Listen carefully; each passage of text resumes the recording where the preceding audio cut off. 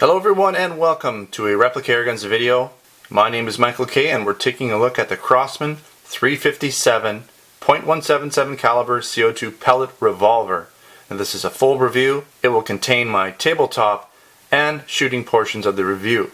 So if you're looking to see this gun in action shooting, you're going to have to fast forward to around the middle somewhere to see that.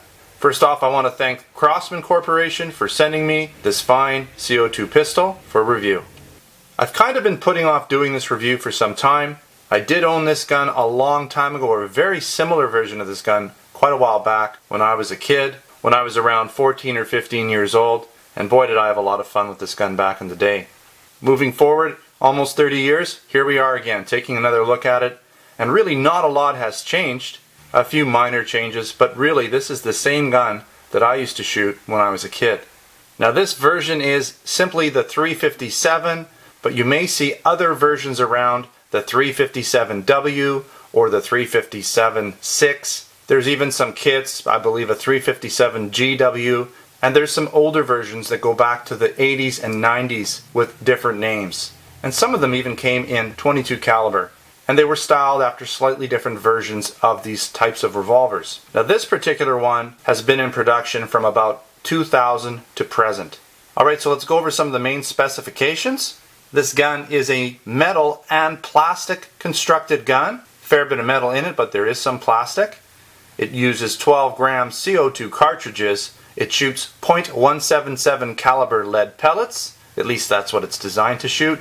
It has a 10-shot plastic rotary magazine, and you can take that magazine out and interchange it. It also has a 6-inch rifled barrel, but you can get shorter and longer barrels for it. This gun shoots up to 435 feet per second as claimed by Crosman, and the weight is roughly around 1.75 pounds dry. Now this is a copy of a Colt Python 357 Magnum, and this gun is made in the USA. Now it does come in this rather simple packaging. Can't even get it in here. My camera zoomed in too much. Basic clamshell packaging. Alright, nothing fancy there. So I wanted to kind of do a quick little comparison to some other guns. Now these aren't pellet guns, these are BB guns, so they're not exactly really a great comparison, but they're the closest thing I have as far as revolvers go.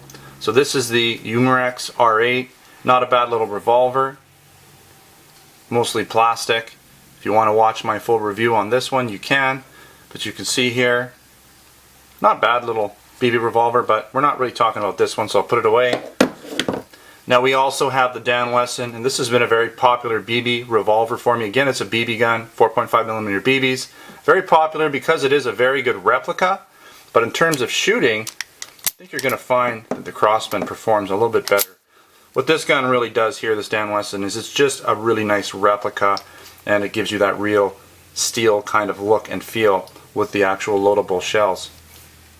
Alright, getting back to the Crosman 357, I just want to do a little quick walk around here and show you around. There's not a lot of parts to show, but we'll get into it a little bit here. We'll look at the left side, get in a little closer so you can see it first. You'll notice there's some branding on the actual barrel. The barrel is plastic, this front barrel section. The magazine is plastic. The frame is metal. Okay, the grips are plastic. We'll get into that a little bit more. Trigger and trigger guard, part of the frame, metal. Hammer is metal as well. Single and double action. Pretty nice. And I'll just mention this here. You do have a crossbolt styled safety which works perfectly fine. See that here? Crossbolt safety. And to get to the CO2, we'll just pop this off. You pop the grip off, and there's your CO2. Now you can pop the other one off, and you can get at your CO2. And what I like is this is an all metal CO2 tap, all metal assembly, so you're not going to have any problems with that at all.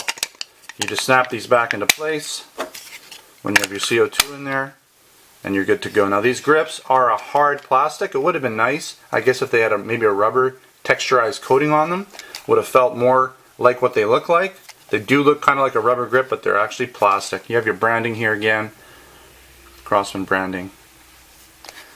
Now this is non-functioning. If you want to actually load this gun, the cylinder does not swing out like it normally would on the real gun. We'll get into how you actually open it in a sec here. Alright, on the right side, again, some more Crosman branding here on the grips. You've got your F there for the German market, some instructions. And you'll see it's kind of a ribbed barrel, vented, however you want to call that, ribbed maybe. Alright, let's get into the top here, looking at some of the sights. Now you'll notice there really isn't any white dots front or back, but they work very well, and when I shot this gun, and you'll see that a little bit later, it really performed well. Again, double and single action. Now this is how you break the barrel, and you'll notice that this is a metal button. Pushes this down here, see if I can get in here, did you see that? Pushes it down. There's a metal clip in there, so you're not going to have a metal on plastic wear issue, because that little bar that goes across is metal. And you just open or drop your barrel down, and you can get to your 10-shot rotary magazine. Now this is plastic. I guess if this were to wear over time, you may need to replace that. The gears there, see them here if it focuses. You might need to replace it, but I'm sure these magazines aren't expensive. Now you could have a whole pocket full of these preloaded. Alright, now I always suggest whenever you put them in, push down. You'll get less wear on the parts if you push them down prior to clicking it back closed. It's always a good idea. Quickly look at the front. You'll notice that you can see the barrel. It is rifled. Maybe you can see if we can show that here. Sometimes I can get it to work. Yeah, you can see it's a rifled barrel. Alright. It is not recessed, which is okay. I mean, the advantage there to having it not being recessed, if we can focus, is that you get a little bit extra barrel length, which does improve feet per second ratings. But it doesn't look as good cosmetically. Alright, bottom, there isn't really anything exciting here. No rails or anything. Now I did want to mention, on the top here, you can see there's a little track along the barrel, and that does fit most dovetail styled accessories. Okay, so you could put an optic on here if you want. I just about forgot, I did want to mention this. You'll notice here on the top, the fit and finish is okay, but you'll notice there's that kind of weird line that goes along here. So it does take a little bit away. Now this gun is not a high price gun by any means. It's very affordable, and the design goes back 30 years, 30 plus years. So we're looking at a gun that hasn't changed much. Maybe it would be nice if Crosman were to just refine this a bit or update it slightly. It's a really nice gun. It's a classic gun, so you know, put that aside maybe and don't worry about it too much. But it is something I wanted to point out. That isn't a defect or anything like that. That's just the way it is. And you'll also see the most of the the detail in the actual frame. It's all just stamped in there. It's not really overly fancy, but it does the job. All right, so at this point we're going to head outside and we're going to shoot some rounds through the chronograph to see what kind of actual feet per second ratings we get in the real world. Then I'm going to shoot it from 30 feet out. I normally shoot my pistols from 20 feet out, but today we're going to shoot this one from 30 feet out because I've heard some really good things about the accuracy, and we're going to put it to the test. We're actually going to shoot a full magazine, 10 rounds, and see what kind of group we can get from 30 feet out in a semi-rested position. Alright, so let's head outside and see how well this gun performs. Alright, so we're all set up with my Crosman 357 Pellet Revolver in .177 caliber, and I'm using RWS 6.9 grain lead pellets for this test. I'm going to put 6 rounds through this chronograph to see what the average feet per second rating is. And again, I'd like to thank Crosman for providing this Crosman 357 for review. So let's get started.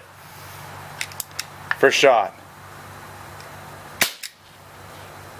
419. 400. 407.5. 400. Shot 5, 390. And shot 6, 395. So very, very close to the 400 feet per second mark. Not too bad at all. Now this gun has a claimed feet per second rating of approximately up to 435 feet per second. So imagine on a very hot day or a hotter day. This is not too hot today. Approximately 20, 21 degrees outside. Celsius, that is. But on a hotter day, maybe with some lighter pellets in the right situation, you could definitely get up to the mid 400s with this gun. Alright, so let's head over to the target portion and see how well this gun does from 30 feet out in a semi-rested position on target. Okay, we are all set up for the target portion of this test. I'm going to shoot all 10 rounds at this target, so I'm expecting quite a bit from this Crosman 357 revolver. I'm shooting from 30 feet out. Normally I shoot from 20 feet out with most pistols, but I'm expecting pretty good things. I've heard a lot of good feedback concerning the accuracy. Now, this does have a rifled barrel and it's shooting pellets. Now keep in mind I have not sighted the gun in, so I'm not expecting bullseyes by any means. I'm just trying to get a fairly tight group, or at least see what we can do with this 357 Crosman. All right, and we are shooting in single action for this test. Here we go.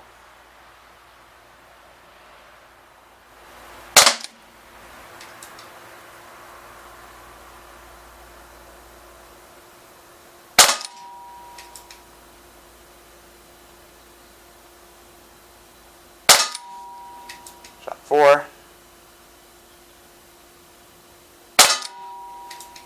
5. 6. 7. 8. 9. I think this is the 10th here. We'll do one more just in case. Well, keep going. That's it. All right, let's go see how we did.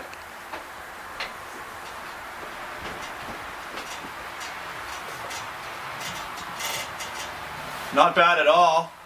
That is about a 1.5 inch group from 30 feet out. We had a flyer down here. Other than this flyer, that would be a 1 inch group using open sights with this Crosman 357. That's 10 rounds in the target there, so not too bad at all. Alright, so let's head inside and finish up this review. Alright, I have to say the Crosman 357 performed very well for me. I was really impressed with the accuracy. Now we'll get back to the accuracy, but let's talk a little bit about the feet per second rating. I pretty much got right in the 400. Now I was using a brand new CO2. It wasn't warm outside, mind you. I would say average temperatures, maybe around 20 degrees Celsius. On a hot day, you're going to get faster and higher feet per second performances, and I wasn't using the lightest pellets available. I wouldn't consider them a heavy pellet. They're more of a hobby style pellet, but they worked well and they're good for testing to give this gun a reasonable feet per second rating. Now getting back to the target portion of the test, now what you're looking at here represents an additional 3 magazines loaded into this target. So there's a total of 40 shots here. The bottom ones, right in here, are when I was shooting further out. And because I was using a rested position, I was probably aiming, or my aim point was slightly different, and that may be the reason why it's a little bit lower. Plus there's going to be a little bit of pellet drop when you're shooting further out. But I think part of it was my aim point when I was shooting from a standing position was higher up. Now this represents double action shooting and rapid fire. I was not taking my time whatsoever here. And so all of these shots up here, within about 2 inches, 30 shots, very nice, very accurate pistol. Now those shots were from 20 feet, mind you, but the first 10, and you saw in the video, were all from 30 feet out. And that was an excellent 10-shot grouping using open sights. And by the way, I did manage to get a good 7 to 8 magazines, so 70 to 80 shots before I noticed this gun starting to trail off as far as power goes. So can you get 100 shots? Maybe on a hot day if you're taking your time, but I'd say if you're shooting it fairly quickly, close together, you're going to get a good 70 shots out of this pistol. Alright, so at this point we're going to go over the pros and the cons. First off, this is a very inexpensive pellet revolver, well under $100 in most places. There really aren't too many guns to compare it to because most of the other revolvers are either not in production anymore, the pellet ones that is, or they're BB versions. So if you're looking for a true pellet revolver, as far as I know, this is pretty much it. And you know, even though it's been around for a while and it hasn't been updated too much, it's still a great little revolver, especially considering the price tag. Now it does have good usage of metal parts. I would have liked to have seen an outer metal barrel, not just an inner metal barrel. That would have added a little bit to the weight. But overall, the metal parts are there where they need to be. The interior barrel, the trigger, the hammer, the CO2 tab, and all the working parts are all metal where you need them to be. This gun also shoots in single and double action as you would expect from a revolver, but that does give you the ability to shoot rapid fire or pre-cock the hammer and shoot in single action when you want to get in a little bit tighter. Now, as I said, this gun got excellent accuracy and very good power with a reasonable amount of shots per CO2. It's also a nice touch that Crosman added that little dovetail groove on the barrel if you want to add some optics to this gun. And you also get a nice high capacity 10 round magazine, which kind of beats out the other guns in its class. Some of the cons for the Crosman 357 are the outer barrel again is plastic. I would have liked to have seen this also in metal. Now the grips on the Crosman 357 are fairly thick, and I found when you're shooting in double action, so when the trigger is all the way forward, the length from the back of your palm to your index finger is a little bit long. Now shooting in single action isn't a problem, but you're going to possibly have to adjust your grip when you're shooting in double action, especially if you have smaller hands. Now some of the finish detail on the Crosman 357 could be a little bit better, but keep in mind this designed gun goes back quite a long ways, and I guess unless Crosman's willing to do some updating in their factory to accommodate that, I don't think we're going to see any changes anytime soon. Now I would have also liked to have seen a slight recess on the inner barrel so that when you're looking at the front of the gun it has a larger barrel opening. That would give the gun a little bit more of a truer firearm look. Alright, so that pretty much wraps up this review of the Crosman 357 CO2 pellet pistol in .177 caliber. I want to thank everyone again for watching another Replica Airguns video. Don't forget to subscribe to my YouTube channel and check me out on Facebook and Twitter. Username is Replica Airguns. If you're in the market for an airgun, blank gun, airsoft gun or accessory, I have a whole variety of guns and accessories available over at the Replica Airgun store. Now I do have this particular gun for sale in the US Replica Airgun store. I don't have it at this time in the Canadian store. We'll have to see if I can get it in the future. So depending on when you're watching this video, you may or may not be able to get it in Canada. Either way, check us out, come on down. Thanks again for watching another Replica Airguns video. Until next time, take care.